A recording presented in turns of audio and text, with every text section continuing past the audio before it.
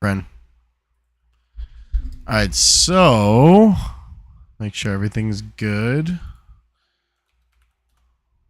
Just to be sure, I'm gonna check Twitch. Twitch is up,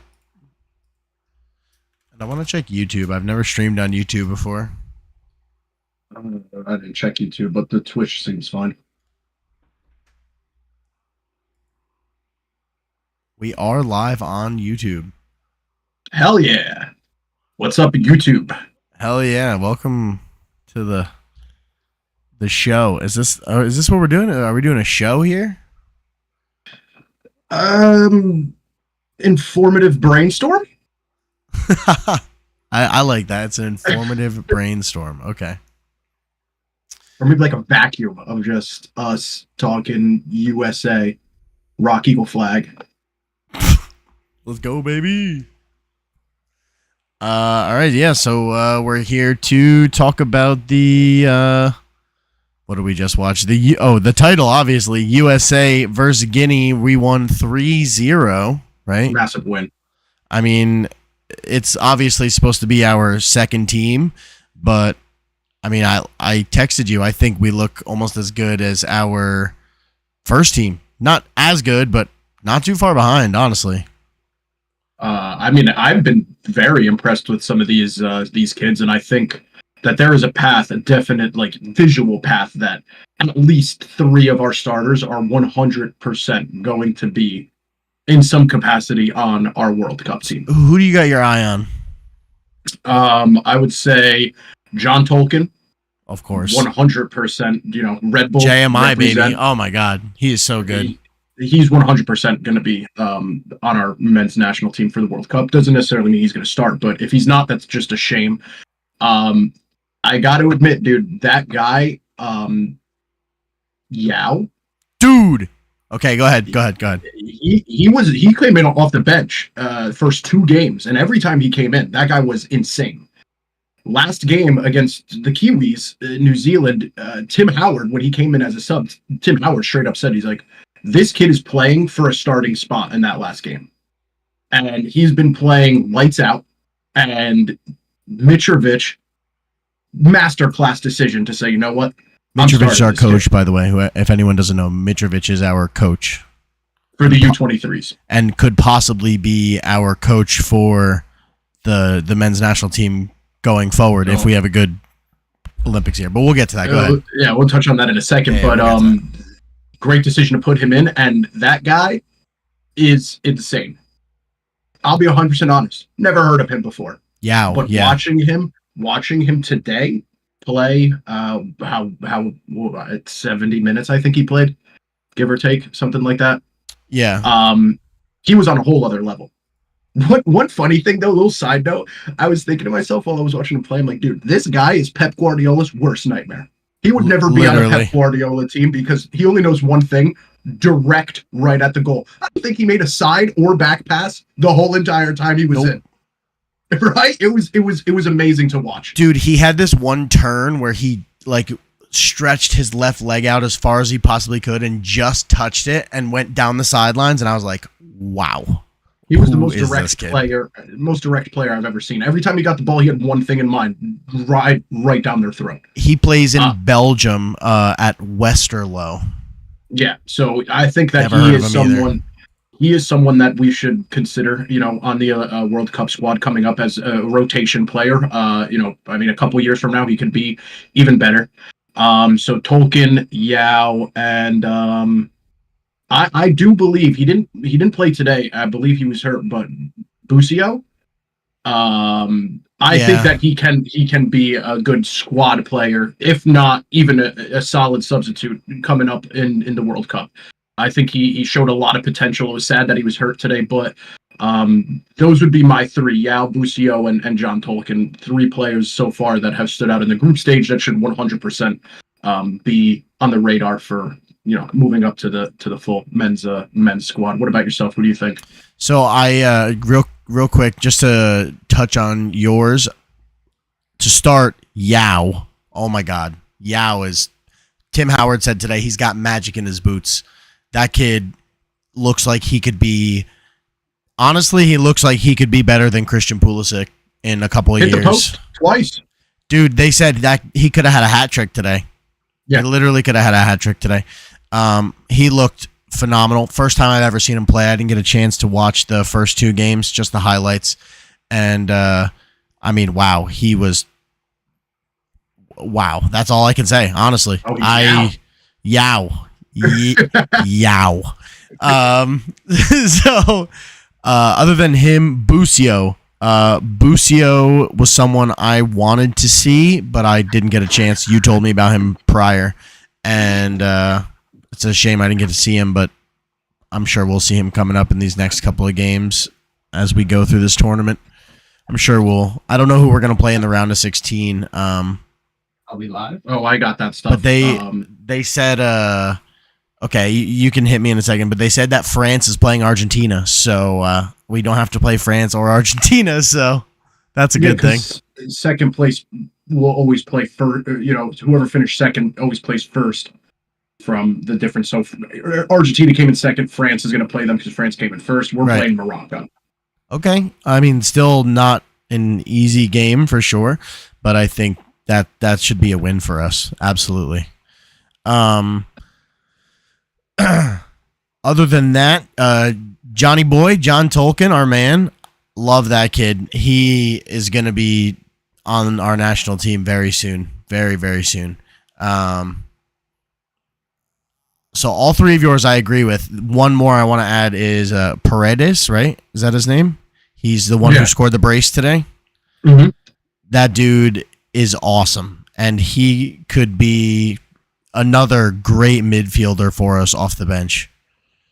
100%. Side note on him, I think he, someone tweeted out he's the first men's national team, or the second U.S. player to ever score 2 goals in one match for the United States. Second ever. In what, the Olympics? You're saying? In the Olympics, yeah. Mm-hmm. Yeah, in the Olympics. That's sick. That's really cool. So yeah, I mean, it was definitely interesting to see how good these players actually are, because like I haven't seen pretty much any of them play other than what John Tolkien. One more player actually I wanted to see was Taylor Booth.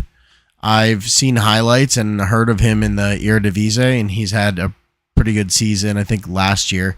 I don't know how he's doing this year, but he was on the team, and they actually brought him in. He didn't have anything too crazy going on. We did switch to that 5 back in the second half, so they were just kind of taking people one-on-one, and it was kind of tough. But overall, I mean, what a showing, again, in this game and the last game. So I have no complaints. Yeah, something I did want to touch on. You actually just brought it up, and the coach Mitrovic.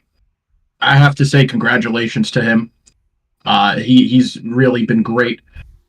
One thing he did today, I'm sure you noticed. Anyone else that maybe watched noticed. First half we were doing 3 attackers. Paredes, Aronson. Actually, side note, 4th, that guy Aronson, he's 100% Paxton Aronson. Yeah, he's playing with his brother on the national I team, think he almost looks better than Brendan Aronson right now. He's insane. I just wanted to throw that in there. Shout out to him. But when we started the game, we were 3 attackers. When we came back at halftime, Mitrovic changed the entire formation. Yeah, we went straight 4-4-2 flat. And we first half we were like we were switching between like a 4-1, it was a 4-1-2-3 and then a 4-2-1-3. So like we kept switching between the double 6 and then like the single 6, and then we'd play like 2 8s instead, or then with a 1-8, and they were switching pretty well too. It looked good. Then, like you said, by the end of the game, we were in a 5 back. So, I mean, this is a guy who's been able to get the team to rally around whatever ideals he has, because they're extremely willing to go through 3 different formations over the course of one game. Yeah, it was. They looked great in every formation. I mean, if you remember in the Copa, we went to a 5 back when we went down a man against who was that, Bolivia? Yeah. Right? And I mean the team, yeah, we're a man down, but like that, what I'm more talking about is the 5-back itself, the defense. I don't know I guess Bolivia really isn't that good, so like you could kind of compare them to Guinea. But this 5-back looked so much more solid than the 5-back that we saw in the Copa. Agreed. And I was like, wow, like we are rock solid back there. Agreed. And just to cap it off with Mitrovic, mind you, he hasn't been with the USSF for very long, only since 2022. So we're talking in just a couple years' time, he's taken people he's never met before and turned them into a very cohesive unit. Like, we play our style of football. We never change. And even when we were down to France, 2-0, foot on the gas, keep going. Against New Zealand, we're up 3-0 in 30 minutes. Go. Shots. This game, up 2-0. He doesn't ever sway. He might change his formation, but it's tactical. And he didn't say, you know what, we're up 2-0. No matter what happens, we're advancing. I'm going to drop off into a 5-back. He had a transition period where he used the 4, the 4-4-2. So, seeing that gives me hope. And to your point earlier, I think that just based off of these 3 results, I don't think the USA has to look very far. I think that they should just promote this guy. Yeah, just based off these 3. I mean, obviously, we did lose to France, but I think we could have played much better in that game. I really think that was like, us on cold feet in France against a hot France team with some phenomenal players. Home team. Yeah. And I think after these last 2 games, we've really built some confidence, and I think we could take on anyone right now. I agree. I think that we could. I mean, I don't want to get ahead of myself, but just looking at the bracket real quick here, I got it up in front of me. We play Morocco. If all goes well and we win, we would move on to either play Japan or Spain. Spain's kind of scary, but it's not the Spain that just won the Euros, obviously. And Japan is always going to, give everything they got. I don't really know much about Japan, but, it's not like we have to worry where, if we win, we have to play France. We wouldn't have to play France until, possibly the finals if it gets to that point. So given where we are, I think that playing Morocco and playing either Japan or Spain kind of gives me personally, at least, a lot of hope. Like, dude, wait a minute. I mean, Spain's scary, obviously, but still. Spain's always going to be scary. It's Spain. But, I mean... We need to win those games, though. Those are the games that we need to win.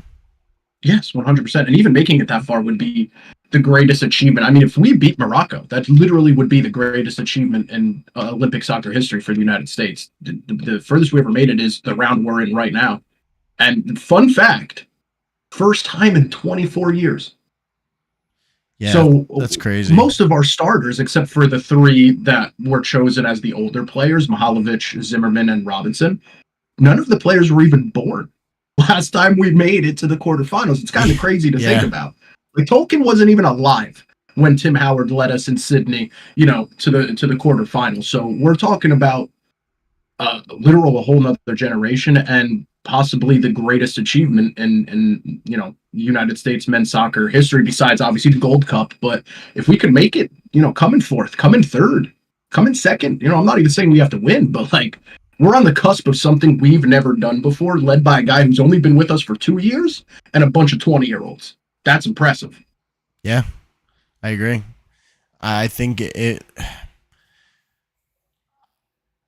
I don't know. I want to say if we make a good run, you got to hire this guy. But, like, honestly, if we win this next game, you hire him. I would even go out and say, hot take, hire him even if we lose. I know. We literally don't even have a coach, so anyone at this point. Yeah, you're not wrong. We need something. We need someone. So and I think this guy's got something, and he has a weird Mihalovic. We do play our style of football too, like you said. Like we play US football. You can see it. Well, U.S. soccer, right? But you know what I'm saying. And it looks close to like when Bearhalter's team was flowing. It looks close to that. But like you said, the difference is he doesn't take his foot off the gas. Even like if we're down, things don't change. Like we need to keep pushing. If we're up, things don't change. We need to keep pushing. We need to try different things. We need to play different formations. We're not just going to lay back and chill out for a little bit here and let them take advantage. And that's what Bearhalter had a problem with. Bearhalter was the kind of guy that would just like get comfortable up 1 or 2-0 and be like, okay, we're good. And then all of a sudden it's 2-2 and we dropped, 2 points. So I do agree with you. I would like to see a little more, but like you said, we don't really have anything right now. So from what I have seen, yeah, hire him. Give him a year. If it works out, we have a coach for the World Cup. And his decisions, I mean, besides the formations and the way he's been rotating people, the substitutes, and like we were talking earlier with Yao, seeing that this kid's playing out of his mind, I'm going to start him next game. Could we just acknowledge that the decision to bring Mihalovic as one of our older players, first of all, blindsided. There's like I've never heard of the guy. He plays in the MLS. I had to look him up. Yeah, never heard of the guy. Plays for the Colorado Rapids. His free kick today was insane. World class. Dude, that was fucking beautiful. It buried it right into the corner, no power, just curled it right to where the keeper was. Every goal we scored today was almost world class. They were all great goals. And that guy, the decision to bring him up was random, and everyone was like, what the hell is Mitrovic doing? And he has 2 goals and has clearly been one of our leaders on the front foot, on the attacking side of things. Obviously, we have Zimmerman in the back. He's been pretty much the leader defensively and probably over the whole team. But Mihalovic, he's been a blessing to this team. He's even young. I think he's only 25 years old.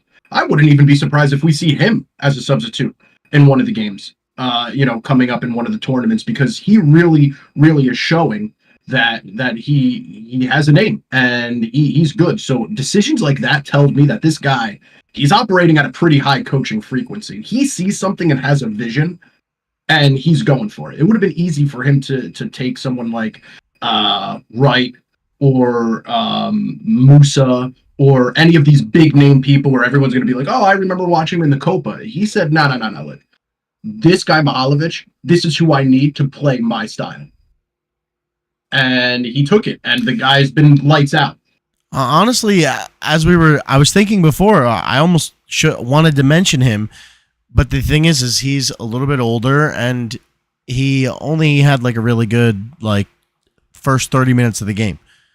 But that first 30 minutes of the game, he looked like Cole Palmer at sometimes. Like the dude, I don't know how else to explain him, but like it was just like a really good high level, like number 10 style of play. And the dude was all over the place. He scored that free kick, and he kind of started to fade after that. But again, I also have never heard of that guy, and our coach, knew what he was doing.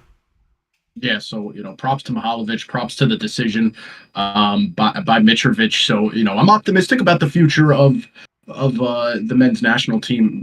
Given where we are, we're in a spot we've never really been before, uncharted waters. But I wanted to ask you this: do you think that there is a lot of pressure on these kids? Because if you think about it, like I said earlier, none of them were even alive the last time we made our quote unquote greatest Olympic soccer run. None of them were alive. Like technically to them, this is new territory. Does it necessarily mean that you think, in your opinion, that they have some kind of pressure, kind of like the same type of pressure that Pulisic and the gang had in the Copa America? Or do you think that they're just free flowing?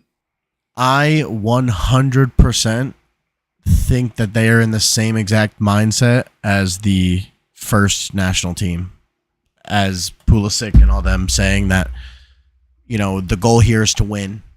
It's not to have a good showing. It's to win. And, you can see it in the way they're playing. We're here to win. We're not here to compete. We are the U.S. We are the United States of America. Especially in the Olympics, we are one of the greatest countries in Olympic history. I think we're like number 2 with medals or something like that, right? Behind like Switzerland or something. I don't remember what it was. But we're like number 2 or 3 in medals overall. And like you said yourself, we haven't had a real like showing in the Olympics, and we haven't been in the Olympics, since 2000.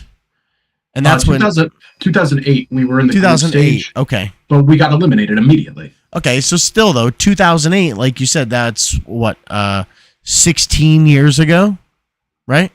Yeah, 16 years ago. So that's not my thing. So either way, these players know we haven't been here in 16 years. We're a good team. We can do something. We can represent our country, and we can go win a medal for our country. Where we are the United States. We are here to win. We are not here to compete. That's how. Oh man, I don't even want to get into the Copa. Obviously, we don't even need to make videos on the Copa at this point. It's in the past. Copa's a dead subject. Oh my god! But going into the Copa, that was the thing, right? It was like we need to win. It's not like let's go to the semifinals and then lose. We need to go to the finals. And obviously we, had a tragedy, and I'm still sad. But that's the same mentality going into this World Cup. So if these players have that mentality in this, no. That's the same mentality we need to have in the next World Cup. And these players now in this Olympics have that mentality, right? Some of these players might be playing in that national team in 2 years. The coach might be the coach. So we need to have that mentality in every level of national team. Everyone needs to know that we're not just here to compete anymore. We are here. What did FIFA have us ranked? It was 11th in the world or something. Before the Copa, it's probably dropped since I'm then. sure. Yes, it did. But I'm saying, we were starting to be recognized as one of the better teams in the world. We need to be top 5, though. You and I always love to bring up the 1-1 draw with England in the World Cup, last World Cup. We drew with England. The same England who went to the last 2 Euro finals. Yes, it's just a draw. And yeah, sure, we drew with Brazil too. And yes, it's just a draw. But we are competing with these teams. And that's why I said before when you said Spain, that's why I'm we need to win these games, because we need to show everyone that we are here to win. I agree. You brought up just competing. I wanted to look this up because it kind of blew my mind.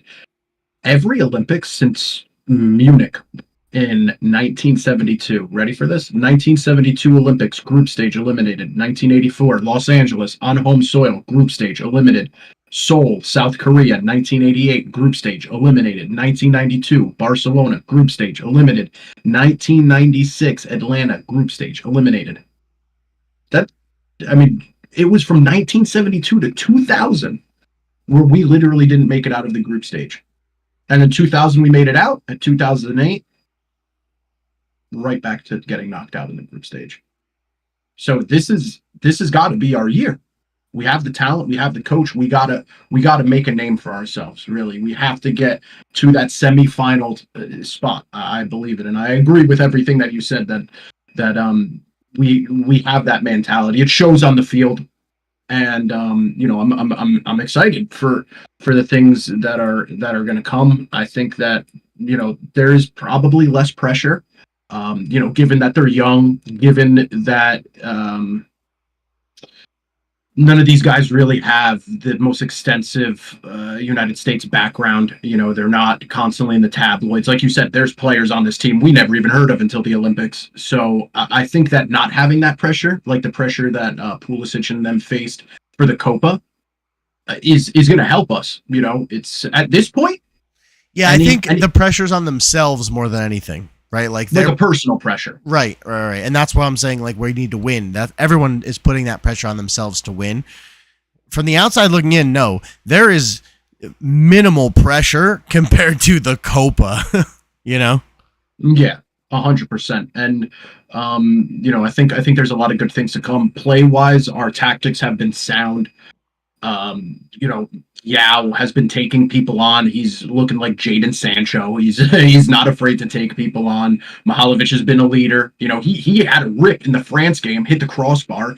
That was pretty wild. And I think we have strong leaders. I think Schulte, our goalie, is someone to hang a hat on for the future. He's still young, but even Tim Howard speaks very highly of him, and I'm very pleased with the product. We're playing good football. We're playing not just defending, kicking it long, and also, you mentioned we're playing United States soccer, but it's kind of toned down.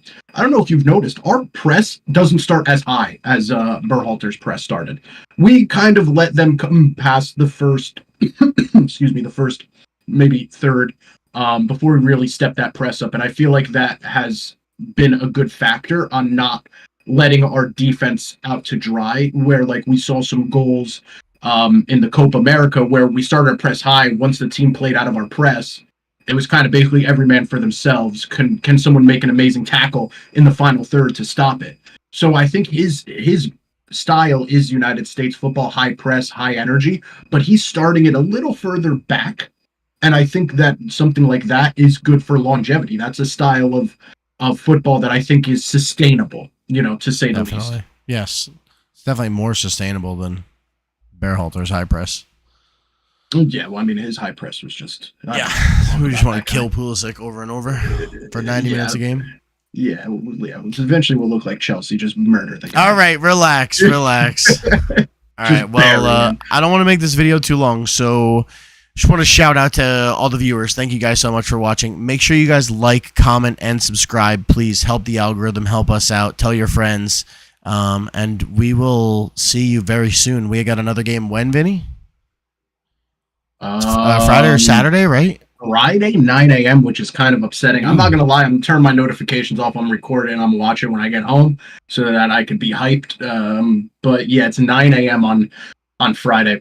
So, that kind of stinks, but what are you going to do? Yeah, I feel you. I'm very lucky I have off, so I will be watching. And there you go. And anyone watching, just to let you know, in about 30 minutes, Red Bulls Leagues Cup matches and other teams are about to start back up. So that's something to definitely keep your eye on. I think it's win or go home for us and probably many other teams. But looking forward to next Friday as well. And anyone that has any questions, leave questions. If you're getting into soccer and you're getting into the United States national team and you've come to us, thank you. That's awesome. Leave a question, leave a comment. Hey, what about this? What about that? Who's this player? Me or Matt will gladly answer any of those questions, to the best knowledge that we have. For sure. 100%. All right. Well, I guess that's going to be it for us today. All right, guys. See you in the next video. Peace.